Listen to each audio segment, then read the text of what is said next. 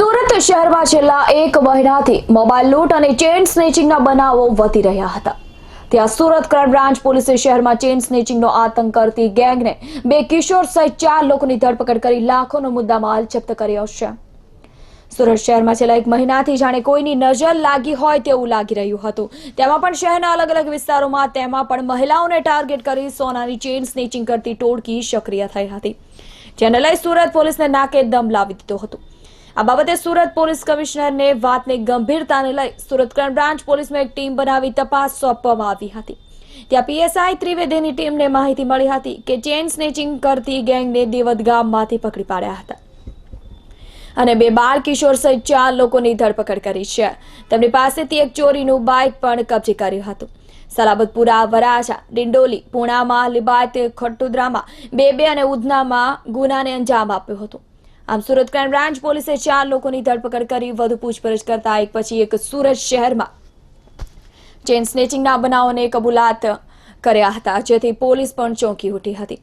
અમે તેમની પાસેથી પોલીસે સુરત શહેરમાં ગુનાને અંજામ આપી ચોરી કરેલી 9 સોનાની ચેઇન, જેની કિંમત અંદાજિત 5,60,000નો મુદ્દામાલ જપ્ત કર્યો હતો અને જે બાઇક કબજે કરી તે પણ ચોરી કરેલ હોવાનું બહાર આવ્યું છે। આમાં લોકોએ સુરતમાં 9 ચેઇન સ્નેચિંગના બનાવોને અંજામ આપેલ ગુનાનો ભેદ ઉકેલી કાઢ્યો હતો અને 4 લોકોની વધુ પૂછપરછ કરી રહ્યા છે। તમે જે સીસીટીવીમાં જોઈ રહ્યા છો કે બાઇક પર ફરી રહેલા બંને ઇસમો પહેલા રેકી કરતા હતા અને એકલ દોકલ મહિલાને ટાર્ગેટ કરી લૂંટ કરતા હતા। જે બાઇકમાં દેખાય તે બાઇક પણ પોલીસે કબજે કર્યું। આ ગેંગ ખાસ તો હાઈ સ્પીડવાળા બાઇકનો ઉપયોગ કરતા, જેથી ગુનાને અંજામ આપ્યા બાદ સ્પીડમાં ભાગવામાં સફળતા રહે। સવાર કે સાંજના સમયે કોઈ મહિલા કે વૃદ્ધ મહિલાઓ મંદિર કે બહાર જતા હોય તો આજુબાજુ આવા કોઈ બાઇક ચાલકો દેખાય તો ચેતજો, કારણ કે આવા ચેઇન સ્નેચિંગના ગુના ના બને।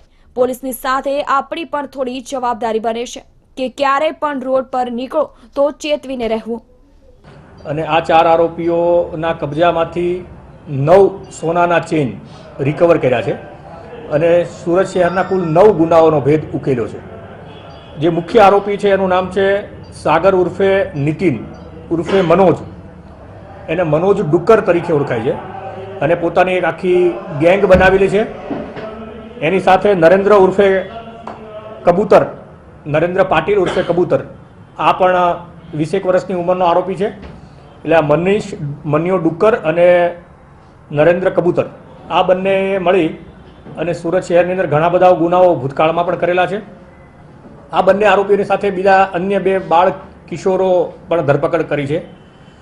4 આરોપીઓના કબજામાંથી કુલ 9 ચેઇન, જેની કિંમત ₹5,60,000 જેટલી થાય છે। એક ચોરીનું મોટરસાઇકલ પણ એના કબજામાંથી પકડી પાડ્યું છે। આ જે આરોપીઓ છે એ રીઢા ગુનેગારો છે, જ્યારે પોતે કિશોર અવસ્થામાં હતા ત્યારથી જ ગુનાઓ કરે છે। સુરત શહેરની અંદર લિંબાયત અને ડિંડોલી વિસ્તારની અંદર સક્રિય છે। અન્ય ગેંગ જે આ જ પ્રકારની પ્રવૃત્તિ સાથે ચેઇન સ્નેચિંગ, મોબાઈલ સ્નેચિંગ, મારામારી કરતી ગેંગ છે, એની સાથે અવારનવાર આ ગેંગને ઘર્ષણ થતું હતું। આ મનિયા ડુક્કર ગેંગ તરીકે આ ગેંગ ઓળખાય છે, એને અન્ય ગેંગ સાથે અવારનવાર ઘર્ષણ થતું હતું। તેના કારણે હમણાં થોડા વખતથી આ લોકો સુરત શહેરની બહાર અલગ જગ્યાએ મકાન ભાડે રાખીને રહેતા હતા।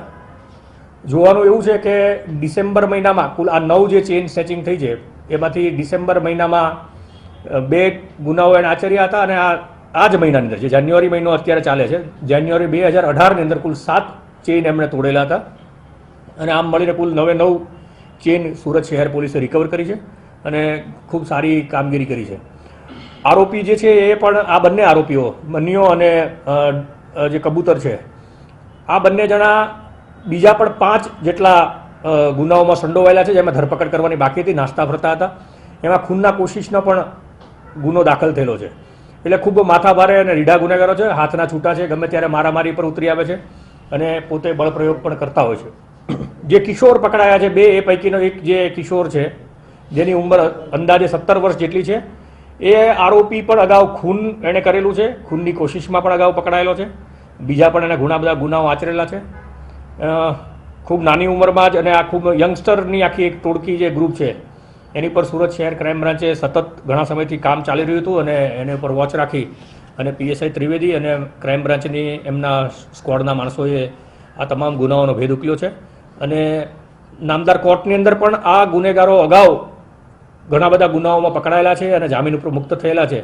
તો કાયદાનો સહારો લઈ અને આ આરોપીઓ આ વખતે જામીન ઉપર ન છૂટે અને અગાઉ પણ જે ગુનાઓ એમણે જામીન ઉપર મુક્ત થયેલા છે, જે ગુનાઓમાં પકડાયા હતા અને જામીન ઉપર મુક્ત થયા છે, એ ગુનાઓમાં પણ એમની જામીન અરજી એટલે અગાઉ જે જામીન થયા છે એ રદ કરવા માટેથી પણ પ્રક્રિયા પોલીસ ડિપાર્ટમેન્ટ દ્વારા કરવામાં આવશે.